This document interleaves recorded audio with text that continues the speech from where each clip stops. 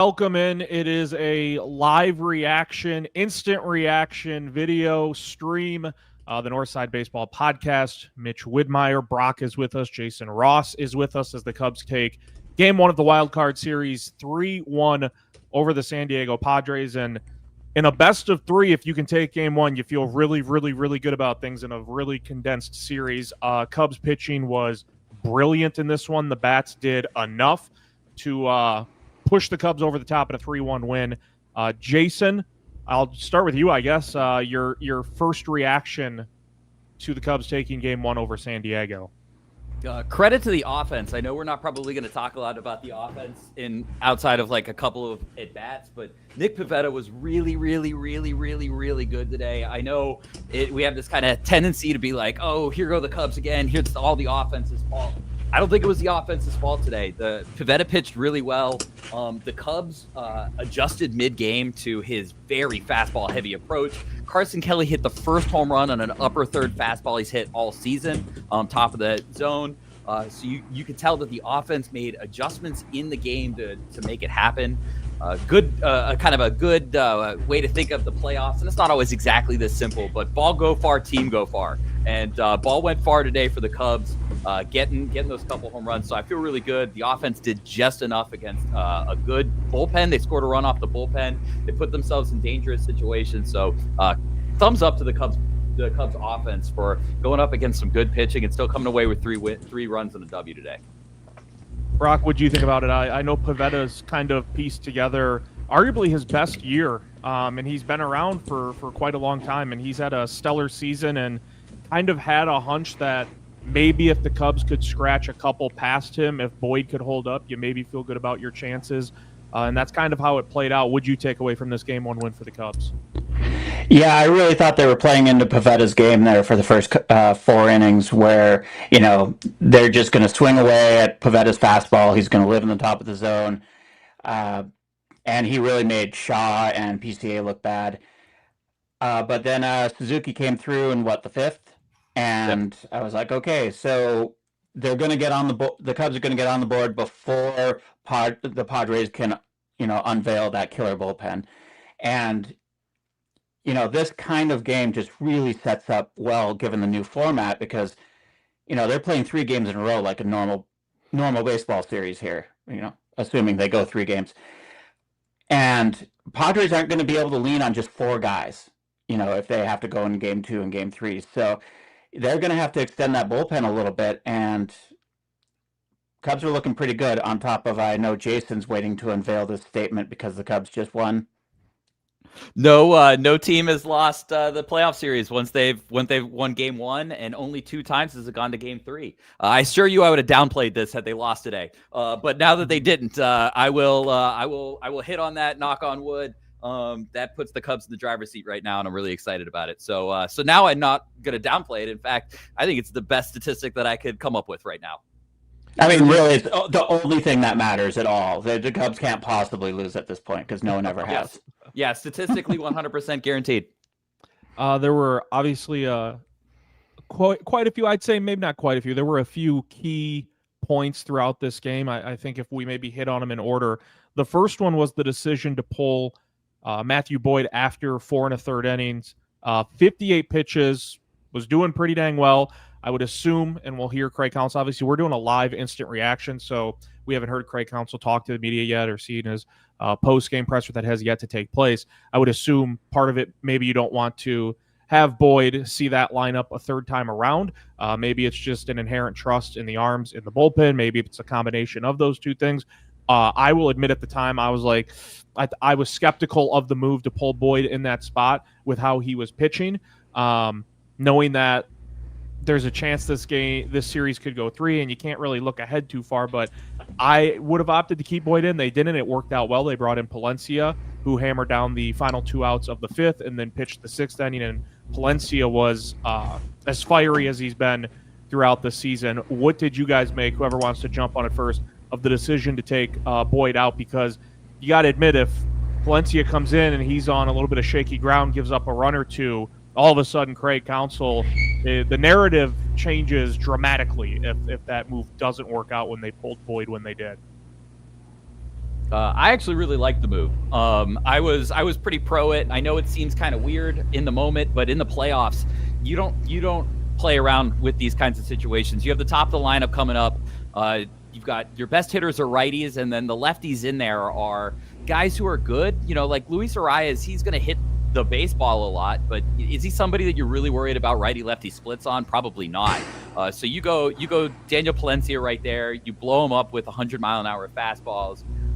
And that's a critical moment. The Cubs are down 1-0. You can't give up a run. You've got a runner on first base. You can't give up a run in that moment. So I really liked going to Palencia right there, whether it was Palencia or Kittredge or Keller.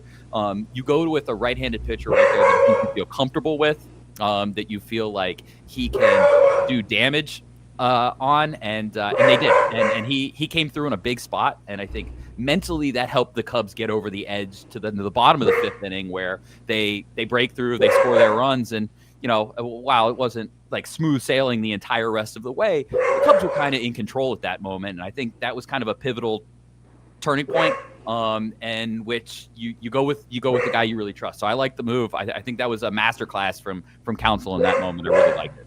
Somebody's got a dog that's very excited about the win. Yes, that's mine. One moment, sorry. No, you're good. So yeah, Jason, that was a big moment, and it worked out well. Again, we were on different sides of the coin with that, where I was a little more skeptical, whereas you liked the move in the moment, and clearly it worked out for the Cubs. Brock, what did you think of the move by Counsell in that spot? It was a risky move, and I was fine with it because, like Jason said, in the playoffs, you don't give the starter the chance to blow the game open. Like, if you have any faith in your bullpen, you go with your guys, and you shorten that start as much as you need to. And the third time through the order, even the best pitchers are a lot more vulnerable. And I commented in Slack channel that it feels like Counsell's managing like he has the Padres bullpen, and Schultz managing like he has the Cubs bullpen. Turns out today Craig Counsell had the Padres bullpen, because no hits in what? 4 2/3. 4 2/3. No base runners. Yeah. No base runners. Yeah, no hits, no walks. Incredible. No hits, nothing. And that's just an incredible performance. It's not something you're probably going to get tomorrow, but it got you the win today. So well done on Counsell and trusting his guys. Yeah, and to go that length, 4 2/3 is not anything to scoff at for a bullpen to have to work. And it's high leverage innings. It was a close game. It was 2-1. Pretty much throughout. Obviously 1-0 when they pulled Boyd, and then they get the back-to-back solo home runs in the bottom half of that fifth inning. So the bullpen went Palencia inning and 2/3, no hits, no walks. Pomerantz went an inning, Kittredge, and then Brad Keller slammed the door in the ninth with a clean frame in the top of the ninth. Dylan commenting, Pete Crow Armstrong, why not Pete Crow bat strong? Did he make contact with the ball today? I mean, that first at bat, I thought set the tone for maybe what was about to come, because he swung at 2 fastballs that were like chin high, and then he swung at a curveball that bounced in the dirt for strike 3, like almost looked like it was in front of home plate. To me, obviously PCA has that ability where it can click real fast, right? And he can have an electric at bat. But I did think that first at bat was kind of going to tell the narrative, like that was going to be the chapter that was written about in this game, or maybe for him personally, not for the Cubs, where maybe he was a little over eager, a little over energized. And we know the chase rate and the whiff percentages that come with PCA this year, but it was on full display in this one. And I personally thought that first at bat was kind of the telltale sign of how things would go for him at the plate. I don't know if you guys felt the same way, because it was real bad that first at bat. It wasn't like, like those pitches weren't close and he was swinging. PCA is one of those guys where you're like, oh no, he's excited at the plate. He's pumped for this, and God only knows how hard he's going to swing out of his shoes in those moments.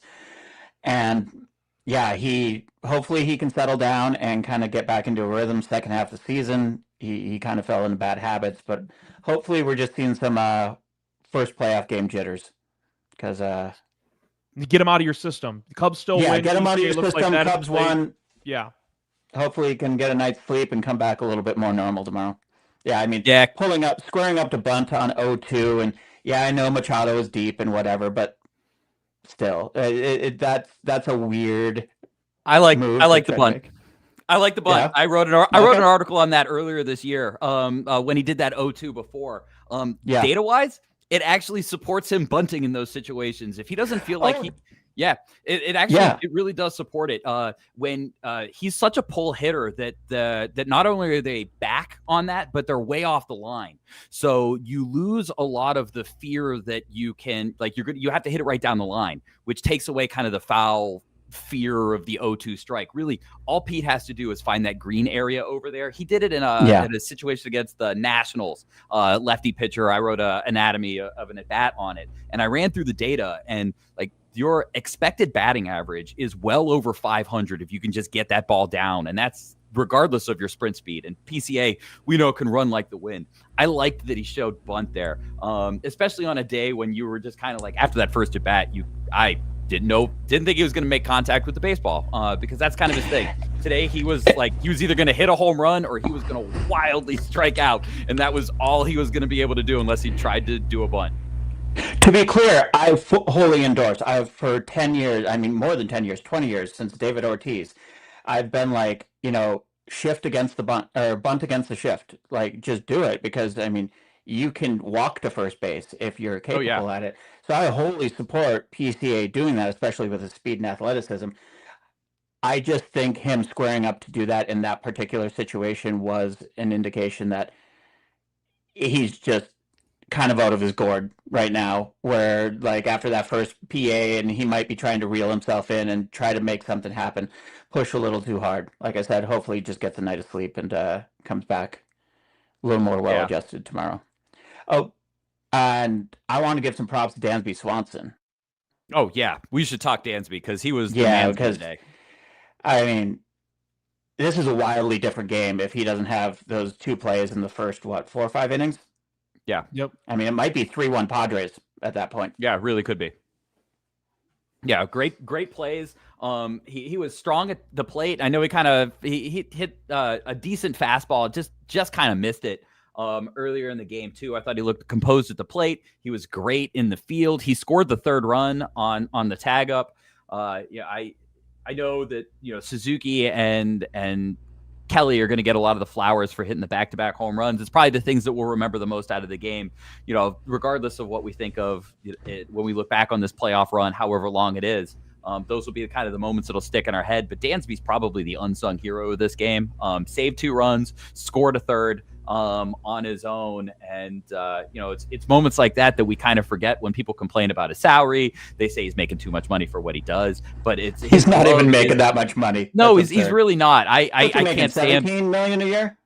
23 and a half, I think. Oh, is it that much? Okay. Yeah, but it's still not terrible. For about 170. That's what I'm. It's not a terrible number. Even when you consider that, he's been well worth his money. But it's those moments that we kind of forget a lot with Dansby. Those moments like the plays that he made today is I don't think we think about them 2-3 weeks down the road, but the reason that the Cubs were in the position to hit back-to-back home runs to take the lead is because Dansby Swanson saved 2 runs. That game's a 3-2 game. If he doesn't, even if they still hit those home runs. So big shout out to Dansby Swanson. Great game from him. It's those small little things that he does that kind of, again, we forget. They go unnoticed, or they go noticed in the moment, but we forget about them later. Great place. I mean, fantastic place.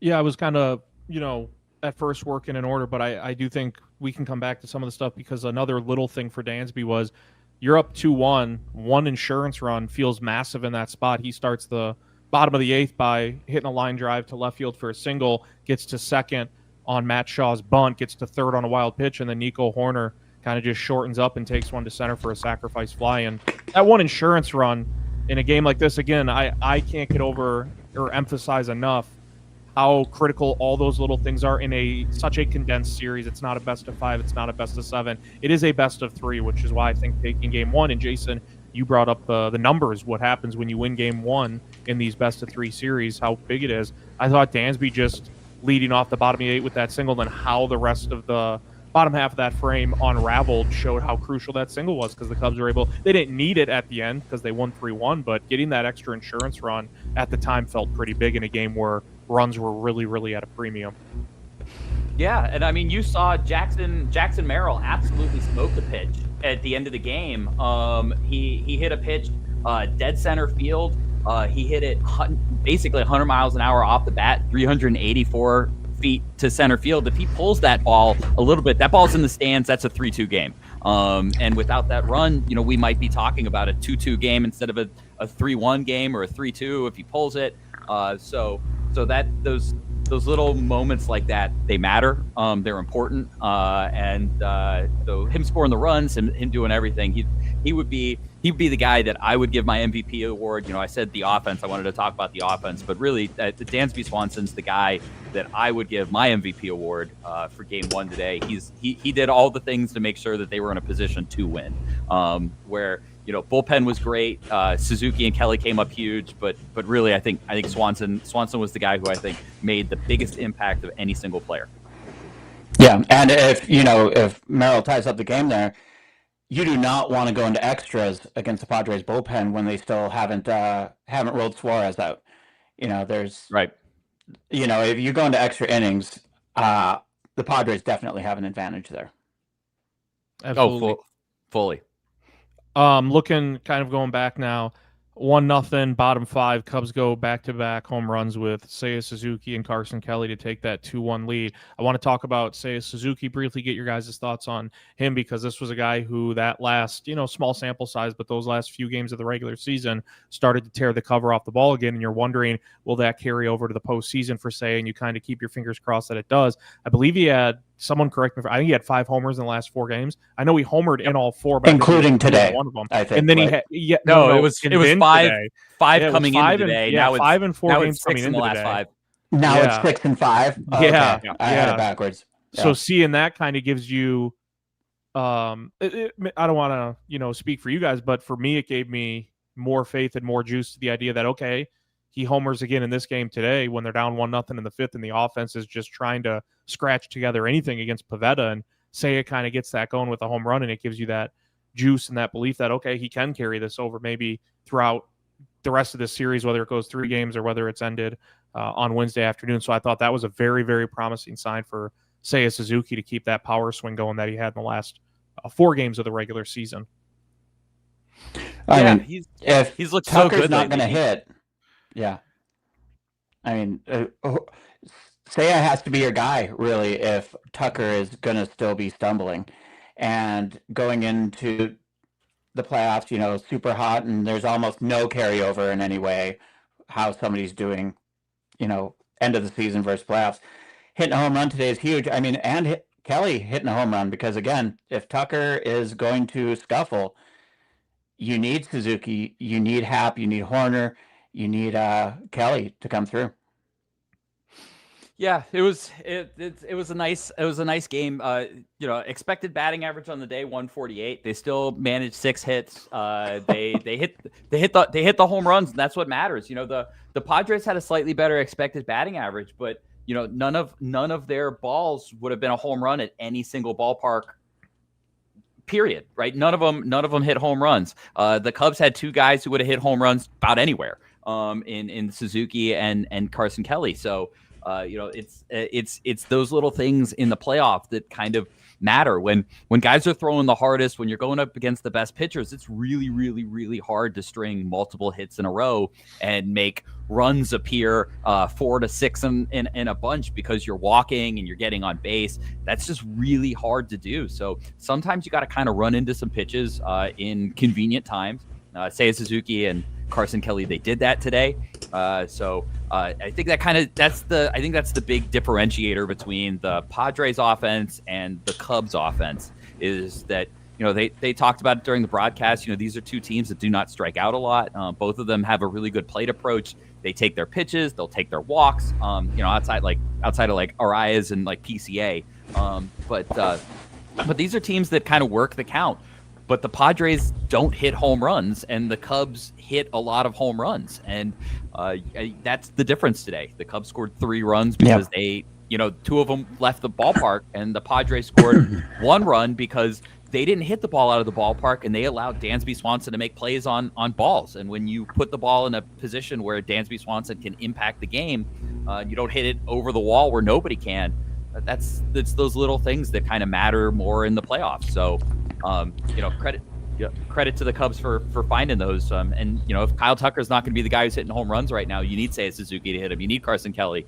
Tomorrow maybe they need PCA or Matt Shaw or Michael Bush to do it. But they have guys basically throughout the lineup. There isn't anybody in the lineup that you go, he couldn't take him deep. Like everybody is kind of always a threat to hit a home run. And that's, I think, going to be a positive that the Cubs can have for as long as that they're in the playoffs. And this is, a microcosm of why teams that are successful in the playoffs aren't usually built like the Padres. Everyone looks to the 2014 Royals or whatever, but yeah, one team and however long is when you have Matthew Boyd on the mound, and because the Cubs are, got the lead, they rolled out their bullpen basically kind of in reverse in some ways, and you only face the best guys. You're only going to face the top four of the bullpen. Unless you're able to get a run on one swing, or a walk in one swing gets you 2 runs, it's going to be hard to piece together more than 2 or 3 runs in a game, and we saw exactly that with the Padres. I mean, like Jason said, a 148 expected batting average is terrible. I mean, you are not going to win many baseball games that way. But in the playoffs, when you're only facing the best guys on the best teams, 2 swings was all the Cubs needed, and that's what they got. Yeah, I mean we're going to be facing that no matter who we play. If the Cubs get through the Padres, then it's right up to Milwaukee, and we're going to see their best pitchers. And if we see the Phillies, we're going to see their best pitchers. And we see the Dodgers, it's going to be their best pitchers. It's all the best pitchers. The Colin Rays of Major League Baseball aren't going to be in there unless you're already handily beating a team. And that's no shade to Colin Ray. Colin Ray's a fine baseball player. He's way better than 99.999% of the population. But when you compare him to other major league pitchers, he's a 5th starter. He's a fine 5th starter. He's a useful 5th starter. But those guys we're not those at bats are gone. They're completely gone. He's the guy who helps you get to the playoffs and then doesn't pitch there. He's the guy who helps you to get to the playoffs. And now it's going to be, we're not going to see the Colin Rays of other teams. You're going to see Mason Miller and Jeremiah Estrada. Arguably the worst pitcher the Cubs saw today was Nick Pivetta. Like that's arguably the worst one that they faced off against. And Nick Pivetta, and he looked borderline unhittable for much of the game. Good pitcher. He's a damn good pitcher. He had 16 whiffs in under 5 innings today. He's a really damn good pitcher, and you see that. I mean, that's the worst that you're going to see. And tomorrow, the worst pitcher that you might see is Dylan Cease. Like that's the worst pitcher you might see is Dylan Cease, a guy we talked about at the beginning of the season in the offseason as somebody who would slot into the top of the Cubs rotation. That's going to be the worst guy that the Cubs might face tomorrow. So you can win games in the playoffs with a 148 expected batting average if you hit home runs, and the Cubs have guys who can hit home runs. That's going to be a positive for them. So, I know the natural thought is, well, you can't build a lineup that's reliant on home runs. In the playoffs, you can. You almost have to. If you're going to be reliant on a team who's going to walk and single your way to the postseason, it's not going to work. Look at the spray shot. If anybody watched the Guardians Tigers game today, the hit chart for the Guardians today, they barely hit anything out of the infield. You can't win baseball games in the playoffs that way. Sure, they batted balled and they little leagued their way through September. I'm not trying to take anything away from them. They used that to great effect. They bunted, they got hits, they hit singles. They did all of that stuff in September to great effect. But when you're going up against Tariq Skubal, who's throwing 101-mile-an-hour sinkers in the 7th inning, you can't do that. You have to run into a pitch and hit it over the wall if you're going to win the game.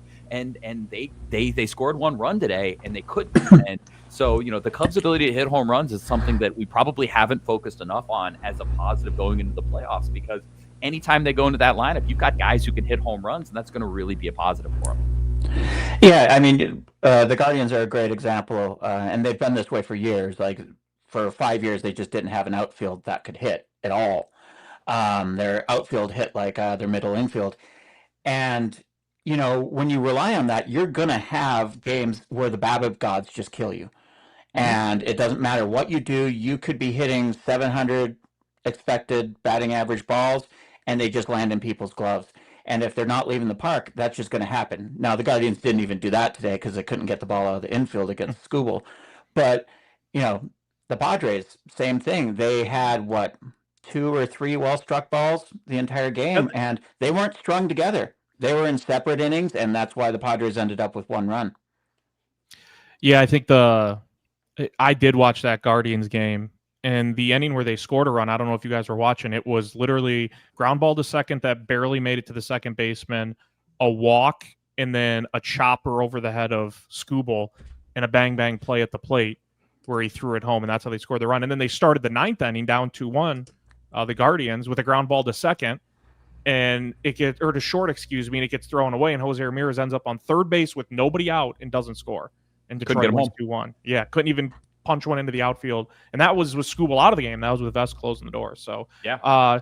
Gray asked if Tucker's going to DH again tomorrow. I am not in the game of assuming. I just don't like doing that. But if I had to assume and guess, I would say if he was DHing today, he's probably going to DH tomorrow. Is that fair to say, guys? I think it would be a shock if he wasn't. Yeah. But I know that there's a fan base out there that wants to see Ballesteros. And listen, last couple of weeks he was really good. But I recently wrote an article about him, and data-wise, it's not super pretty right now yet.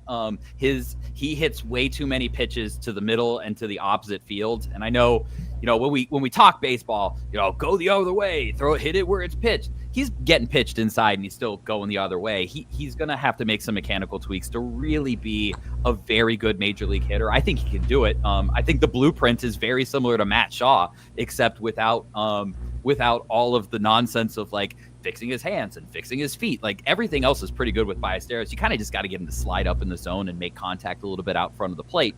The playoffs is not the time to do that. And and I know we hit pretty well for the Cubs there for a little bit, but he was 20% worse than Kyle Tucker was on the season in AAA as Kyle Tucker was at the major league level. So even if Kyle Tucker's a little sluggish coming back from his injury, even if his timing is a little off, you go with a top 15 major league hitter over a rookie with middling batted ball data, regardless of how much you want to see Moises Ballesteros. He's a fun toy right now, but he could get a pinch hit in the 7th, 8th, or 9th inning. I think he's on the roster just in case something flares up with Tucker, and then you already have him there. But I would be shocked if Craig Counsell sat Kyle Tucker for Moises Ballesteros in a playoff game unless Kyle Tucker was hurt. Really hurt, what I think he's hurt. Ballesteros really hurt. Can't do is he cannot make an adjustment against Nick Pivetta and Mason Miller. He's just not. That's not the place where he's going to make an adjustment and figure out how to pull an inside pitch. No, that is something he's going to spend the offseason doing. Maybe you can sneak him in. It's a great roster spot to use because if it's the 7th inning, you're down by 1, you need a big swing. Why not try Ballesteros in some of these situations? But I mean, Kyle Tucker, he's one of the best players in baseball, and he is an absolute professional hitter. You do not take him out unless he is just horribly injured, because even if the Cubs sneak by the Padres, and you're going to need Kyle Tucker at some point, whether that's in the NLDS against the Brewers, the NLCS against whomever. Tucker needs to get right if the Cubs are going to go deep. I agree. Gray also mentioned Tucker looks like he is laboring, kind of mentioning what we're getting at. If he wasn't, he'd be in right field. He's clear. He's not 100%. Otherwise, he'd be in right field. So, no. Yeah, but you don't take him out of line if you don't, unless it's you don't. Unless you can't move. Yeah, if he really, really, really can't do anything, then you take him out. But I have to go back and trust him. The reality about a 162 game baseball season is that none of these guys are 100% anymore. Nobody. Every single person out there is hurting in some way, shape, or form. And that includes Matt Shaw and Pete Crow Armstrong, the young guys. They might not show it as much, but they are tired. They are exhausted. Their muscles hurt. Their backs hurt. Their arms hurt. There's no 100% in a 162 game baseball season, and we're on 106 game 64 tomorrow, and they're all going to be hurt. So yeah, Kyle Tucker's probably a little more beat up than others right now, but you still play Kyle Tucker because Kyle Tucker is Kyle Tucker, and he's going to give you a damn good at bat most of the time. And you don't want to be the guy who has to answer the questions at the end of the game if Moises Ballesteros goes 0 for 3 and be like, well, you didn't play Kyle Tucker. Yeah. the rookie catcher / DH just went 0 for 3 against Mason Miller and Nick Pivetta. Like, do you wish you would have started one of the best players in baseball, even if he was a little banged up? Yeah, you don't want to answer those questions. I think if you're looking at two options right now, it's far too risky to go with the rookie catcher than it is to go with even a slightly labored or even kind of fairly labored Kyle Tucker. I think you trust that Kyle Tucker can work through this, that he'll get healthier as we go, and things will be fine. Yeah, I completely agree. I don't even think it can't even be a discussion point for the Cubs. I would imagine, like, Kyle Tucker's out there. I do want to lay out, it is the Northside Baseball Podcast, however you get the podcast, or if you're tuning in on the live stream right now, we always appreciate you tuning in. Mitch, Brock, and Jason with you. One scenario I wanted to look at, and again, the Cubs won 3-1 instead of 2-1. So the insurance run at the time felt massive, but the Cubs obviously didn't end up needing that run. But the scenario that played out in the bottom of the 8th as it happened live, I would have handled it differently, and I'm very curious to hear what you guys think from the Padres' perspective. So you intentionally walk Michael Busch when Dansby Swanson gets bunted over to second, right? So it's first and second, 1 out. Then there's the wild pitch. And so you have runners on second and third, 1 out with Nico Hoerner up. Knowing Nico Hoerner's numbers with runners in scoring position, and on top of that, his contact rate, like, that ball is getting put in play. Do you think the Padres gave any thought to intentionally walking Nico to load the bases with 1 out, set up the double play, and then bring in Peralta to face Ian Happ, knowing his splits against lefties? Like, as that happened live, when that wild pitch happened, it was second and third, 1 out. My first instinct was, I bet they walk Nico Hoerner now and just put him on first, and you have the lefty face Ian Happ, but they didn't, and Hoerner plugs one away to center, and you get the sacrifice fly. Would you have handled that the same way the Padres did? I just think it's kind of a fun topic point, because when it happened live, my first gut instinct was they might put Nico on first base just because of all of his numbers and that ball's getting put in play more times than not, which it did. And I think they probably made the right call, because the other half of this is the pitcher who's on the mound, which is Jeremiah Estrada. And Jeremiah Estrada is much better against right-handed pitchers because he's a splitter. He's got that splitter, he's got the fastball. So if we look at his data, right, we're looking at his numbers, he strikes out about 9% less lefties. His xFIP jumps from a 267 to a 391 against left-handed hitters. And this is even with a 2.15 BABIP. So hitters don't have a low BABIP. So he's probably been pretty lucky against left-handed hitting. So even then, listen, like, you're kind of in a rock and a hard place at that point. Do you pitch to Michael Busch, who's been cruising lately? I don't know. Do you go against Ian Happ, who's going to be the lefty, and it kind of goes against then your pitcher's ability to throw? Yeah, my thought was you put in Peralta like they did to face Happ. Oh, yeah. Okay, then it's Peralta against Happ, and knowing Happ I forgot. against lefties, that makes sense. And knowing that Tucker's on deck, because it'd be bases loaded, 1 out. They brought in Peralta anyways to face Happ and end the inning. And knowing if he gets Happ out, then he faces Tucker, and it's another lefty versus lefty. So that was my thought sequence once they brought in Peralta. It was like, why I would have walked Hoerner and just said, well, we set up the double play, plus look at Ian Happ splits against lefties. We're bringing in Peralta in this spot anyway. Yeah, that's fair. Yeah, again, it's a hindsight 2020 thing, but I was thinking of it as it happened, especially when they brought in Peralta to face Happ. I was like, just knowing Nico Hoerner's contact rate, and that, again, you feel good about him at least putting it in a spot where Dansby's going to be able to score from third. I don't know how you felt about that, Brock, but those were kind of I think if I was Mike Schultz, I would have managed this game more aggressively. Even though Pivetta was cruising with that bullpen, because as Jason talked about earlier, winning game 1 in a 3-game series is just absolutely crucial. And I would have managed more aggressively if I was Schultz, and that includes go through the bullpen. Just do it, get that first win. And yeah, absolutely. I would have walked the bases loaded there, because Hoerner, it's like having Luis rise up in that moment.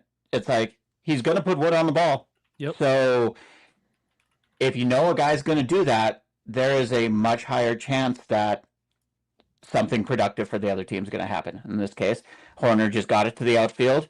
It was caught. It was an out, but that's all they needed. Scored the run. I definitely would. Go ahead. I do wonder if this played into any of the thinking. And whether or not, I just looked it up. On the season, Ian Happ has faced Wandy Peralta twice and has gone 2 for 2 and hit a double against him. So I know it's small sample size. I do wonder if maybe that's kind of in the back of their mind. Like, do I want to go with Wandy Peralta versus Ian Happ in this situation? Ian Happ's never hit a home run against him, but he does have pretty decent like overall numbers against Wandy in 12 at bats. I do wonder if that kind of played into it, like kind of the thought a little bit. Like, I don't really want to like load the bases with Ian Happ, who's kind of hit Wandy pretty well. I probably, as a manager, I wouldn't care about 12 at bats myself. But you can never really get into the heads of these guys sometimes, and where they're going with it. So I was kind of curious about that. Yeah. So the Cubs take game 1. I know Craig Counsell said beforehand they would announce the game 2 starter after game 1. Like, I don't know if it mattered if they won or lost.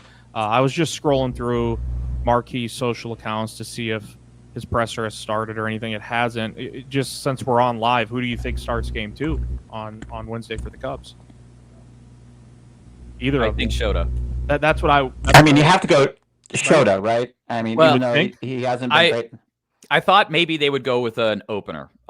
If they go with an opener, I think it'll be Soroka. But I think once you have game 1 in the bag and you don't mess with Shota. I know he's not pitched well in the first inning the last couple of days, but last couple of games. But I think you just go with Imanaga and you say, go for it, dude. It's all you. Don't mess with the routine. So that would be my guess, is that they go with Shota.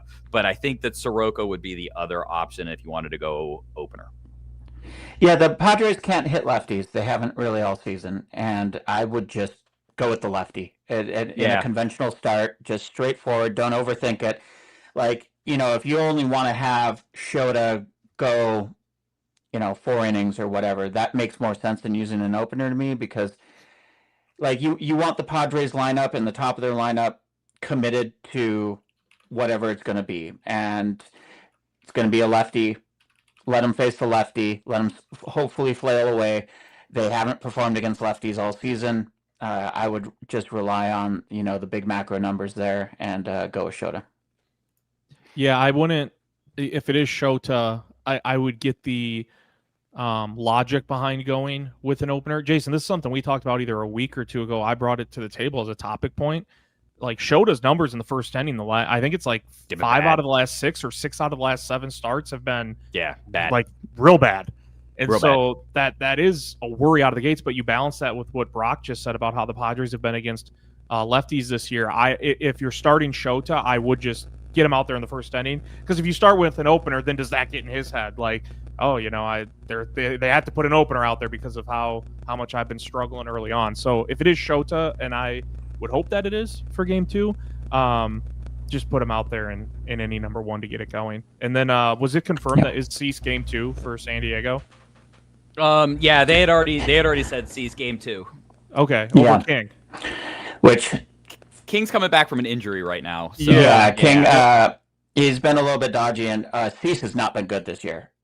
Cease has really been up and down. Just when you think, oh, you get 2-3 starts out of him, he's in a groove, he'll just blow up in a couple of starts. And some of his peripherals look pretty good, but he hasn't put it together at all this year. I definitely like the Cubs in game 2. One thing I wanted to point out too. So the bullpen chews up 4 2/3, and whether it's Shota or Taillon or some other wild card starting for the Cubs in game 2, there's a likelihood that your bullpen could be taxed a little bit as well. But if you can take game 2, you get that extra day off before, and you can't think ahead. But if I'm Craig Counsell, I'm going with the method tomorrow of empty the tank again with the bullpen if you have to, like you did in this one. Like, don't think with the mindset of, well, we should probably preserve some of this in case there's a game 3. Like, empty it out, because if you can take care of business in 2 games, you get that extra day off for the bullpen.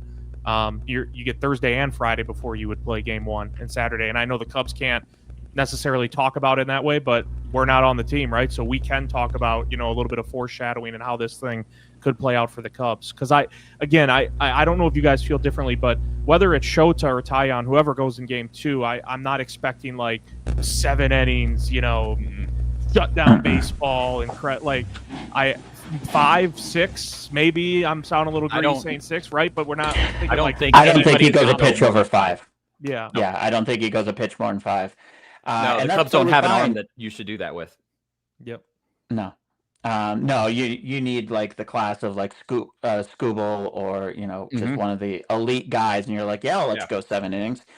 Anybody else other than that, I mean, 5, maybe 6 innings, tops, depending on how the person's cruising. But 5 is pretty standard pull at this point. Yeah, and I'm okay with that. I would even say 5 might be a little long too. If you absolutely in the short get 3-game series. Yeah, go like the second that you feel like you don't have the matchup advantage in a game, especially with the Cubs not having a Scooble or anybody like that. Pull them. Just pull them, because there's no you don't win medals for glory or merit or trying hard or pitching deep into games in the playoffs. You win by scoring more runs than the other team. And if you've got the opportunity to win game 2 and there will be a couple days off, then you can worry about your bullpen resting up before the Brewer series. That nobody should be expected to go more than 5 and pull them the second that you need to. If you've got somebody struggling through 3, that's the reason you've got Savale, you've got Ray. I talked to Mitch about this on the podcast. The concept of the designated loser, the guy who comes in and saves your bullpen 3 innings and keeps the game close so your offense can get back into it. Ray and Savale and Soroka are there to eat those innings when you need them. Use them if you need to. Don't let any of your pitchers go too long. There's just no reason in it. Absolutely, and especially I like being able to pull a lefty early and then replace him with a very different righty. I think there's a lot to be said about that. And, the reality is, these are going to be low-scoring games, most likely. And if, you've got somebody on second base with 1 out in the 4th inning and Manny Machado's coming up, pull Shota. Go get a better matchup against Manny, because he's one of the guys in the Padres lineup who will do damage against you if given the opportunity. So, if you run into one of those situations against a critical guy like Tatis or Machado early in the game, make the change. Absolutely. Yank the starter. Yes. Agree with both of you guys. Northside Baseball Podcast, Mitch, Brock, and Jason hanging out with you. One other thing I wanted to touch base on with you guys. Did anything so I saw the lineup, right? Saw the lineup today. Nothing stood out. It felt very status quo to me. And then sort of the order of operations for who came in when out of the bullpen. I thought this kind of lined up in a way for the Cubs where I wasn't surprised about anything. I mean that as a compliment too. Like, for me, outside of when they pulled Boyd, which again, you think about how these playoff games go, it wasn't like shocking, but I would have kept him in, but there's a reason I'm not a manager. I wouldn't be any good at it. But when I looked at the lineup construction, who was in it, who came in, went out of the bullpen, it kind of seemed like things just went really according to plan for the Cubs in this one. Did you kind of feel that way too, Jason? Mostly. The one surprise is I thought they would have gone with Theobar over Pomeranz in the 7th. Okay. That was surprising to me. I thought Theobar has been easily the best lefty all season. And listen, Pomeranz has been a wonderful story. Realistically, having Drew Pomeranz, who wasn't in Major League Baseball to start the season, and Brad Keller, who was a non-roster invitee to spring training. An afterthought addition. Yeah, 7th and 9th inning, right? That's your 7th and 9th inning that you go with. It was shocking to me. That's from an April standpoint. April me would blew my mind. But I thought they would have gone with Theobar. I posted it on Blue Sky that I thought the blueprint was Theobar, Kittredge, Keller. I nailed 8th and 9th inning. Missed on Pomeranz in the 7th, but he pitched really well. And then I guess, if there's a positive is that you go into tomorrow against a team who doesn't hit lefties well, and your best lefty reliever is still on the table for innings tomorrow. That's going to be a positive wherever the Cubs are at. I don't think that anybody except Palencia is probably done for tomorrow. You could probably go to Keller. You could go to Kittredge again. You could go to Pomeranz if you wanted to, and then you'll still have Theobar. So the Cubs are still in a position where I think everybody in their bullpen is still alive and ready to go for tomorrow. Palencia probably not unless you really have to, type of a situation. But that was the only kind of thing that didn't go exactly to plan to me. But I think if you would have drawn it up from Counsell at the beginning of the game and said, "Listen, like, what's your plan for today?" It's like get a lead before the 5th inning, and then it's Palencia, Pomeranz, Kittredge, Keller to end the game, to kind of anaconda choke them out, and that's kind of what it went to. So I think for Counsell and the Cubs, that was how he could have written. If he would have written down the script, that's the script he would have written down. Brock, I got a question for you. Had I told you back in April, in the Cubs postseason opener wild card round game 1, Matthew Boyd would be the starter, Drew Pomeranz would get a hold in the 7th, and Brad Keller would slam the door in the 9th, you would have said what? Yeah, there's just so many things wrong with that statement. That, yeah, there is. Like, wait, time out. Okay, did Justin Steele die? Like, what happened here? What Matthew Boyd? Like, what happened to Shota?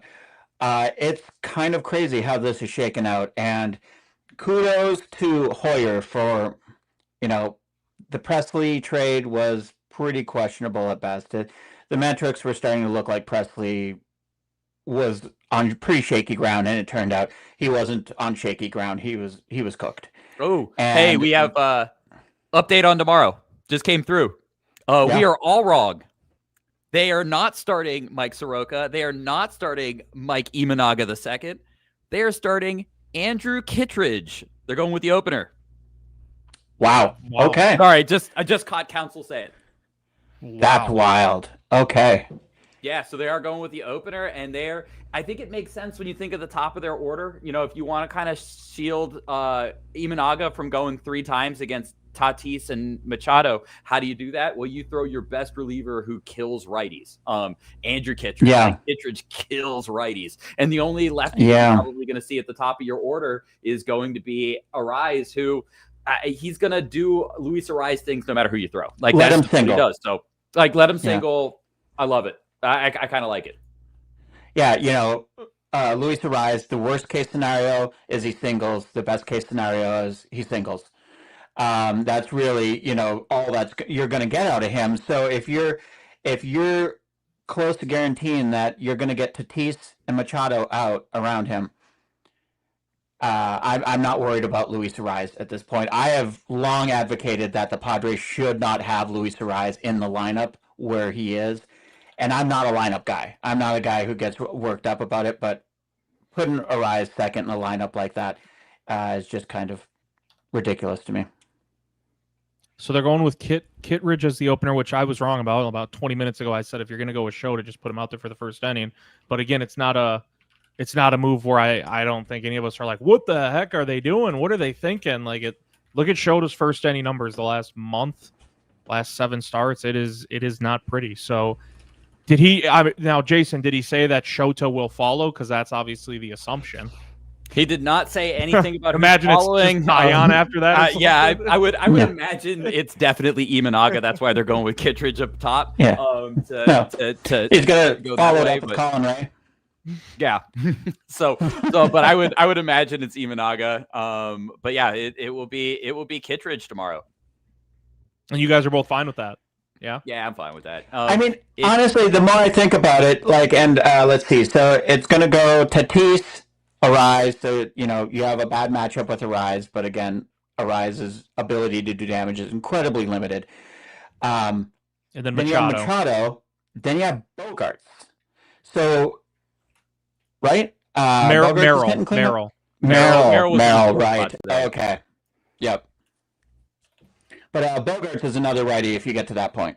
So the Padres lineup, I mean, it's a lot deeper now since the trade deadline, but it's still, once you get past the first 5 guys, especially considering that Ryan O'Hearn isn't hitting, they're not very intimidating. No, and it neutralizes Gavin Sheets. It neutralizes Ryan O'Hearn. It neutralizes Jake Cronenworth. It neutralizes Jackson Merrill by getting the lefty in later. So you can kind of neutralize seeing the righties 3 times, So I'm okay with it. You kind of do wonder if it's going to mess with Shota's like routine, but he hasn't been pitching well in the first inning. So maybe mentally, like taking away the first inning from him might be a positive, like in the mental side of the game that we don't see. We'll see. It does, the one thing that it does take away though, is it takes away your ability late in the game to go with your best righty matchup guy. So if you want the flip side of it, the flip side is that, if you're not going to necessarily be able to put Kittredge in an inning, you absolutely have to have him in there. But I guess the counter argument is you want to guarantee that you face Fernando Tatis with the righty in a 0-0 game. Andrew Kittredge, there you go, right? That's a pivotal moment to start the game. You definitely face Tatis this way. So I guess, positives, negatives, kind of looks on it both ways. Obviously, Counsell thinks this is the best way. I can't really find too much fault in it. You know what I like about it too is the Cubs are the ones forcing the action instead of being a team reacting. They're kind of forcing the issue, because when I think about this, and I'll get your guys' thoughts to see if it kind of lines up, when we're moving these pieces on the chessboard, Craig Counsell's the first to say, all right, I'm going to start Kittredge as an opener in game 2, and Schilt has to look at that and say, okay, here's the pieces on my chessboard, but he's not going to be like, well, I'm going to move Tatis out of the top of the order. Like, you're not going to do that. You're not going to move Machado out of the 3 spot. Like, there's really no move, I don't think, for him to counter what Counsell's going to do to start game 2, correct? Like, the Cubs are forcing the action. You're like, you're not going to move Tatis out of the leadoff spot. You're not going to move Machado out of the 3 hole. So it's just, if you're Schilt, you just kind of accept your fate with that move that Counsell presented on the chessboard. Yeah, I totally agree. Yeah, it forces the Padres to be reactionary on it. So, if you want to talk like manager versus manager, I thought today that Counsell probably outmanaged, especially when you talked about the walk. I think you really kind of brought me over to your side on what Schilt should have done. I won you over in that bottom. Yeah, you want. Yeah, I think you did. Yeah, I'm going to give you that one. I think you probably won me over on that. So, it's not that Schilt was necessarily bad today, but I think Counsell probably outmanaged him a little bit today. With the way that he did everything and he set things up, and so you go into tomorrow and you basically say, all right, Mike, like, do you want to take Tatis out of the top of the lineup? Do you want to load up with lefties at the beginning of the lineup? Because then that's going to let me load up. That's a perfect inning for Caleb Thielbar later, right? So that kind of neutralizes then you can start to neutralize the loss of Andrew Kittredge late in the game because you load up all your lefties. Do they come out with Arise, Merrill in the 1-2 spot, and then later in the game you go, well, fine, I'll just throw Thielbar. Like that, I'll just throw Thielbar there instead of like having Kittredge for that moment.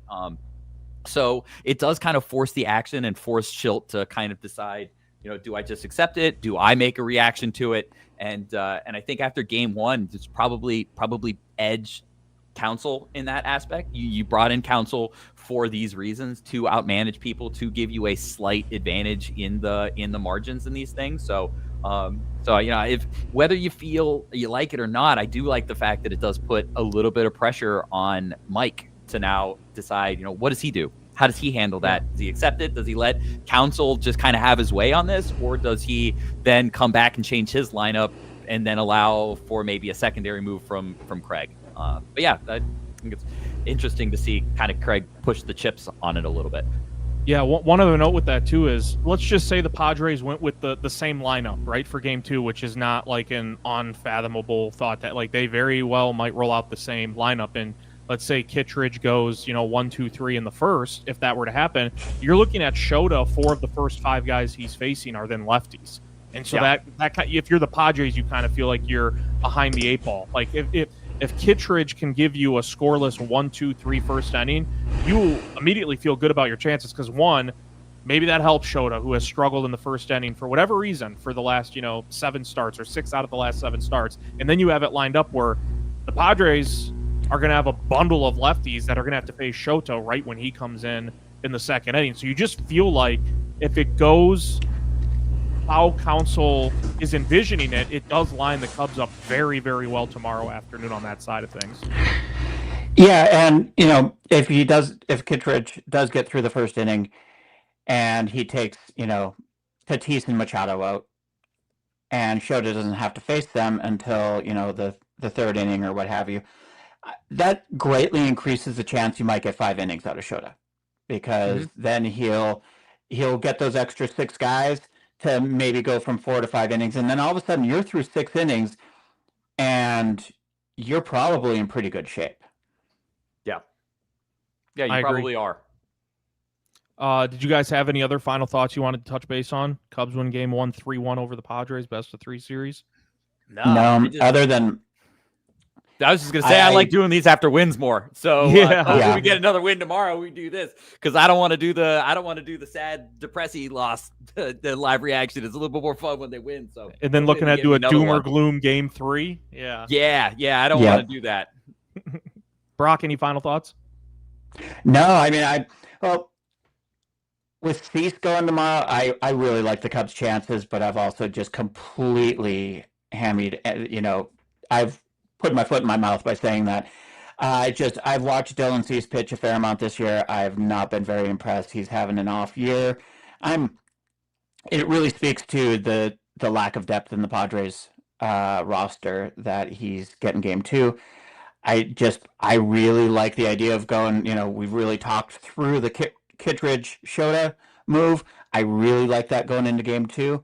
And I'm just, if the wind's blowing in again tomorrow, I don't see the Padres having a successful day again. I don't got anything else for you guys. Good win for the Cubs, 3-1. No, that's fun. Yeah, taking game 1 in a best of 3. We know the statistics. Jason laid them out earlier. He is Brock. Jason, I'm Mitch. This has been the Northside Baseball Podcast. We will be back tomorrow right after the final out, and hopefully we're talking about the Cubs advancing to the NLDS to face the Milwaukee Brewers. Thanks for stopping by. Thanks.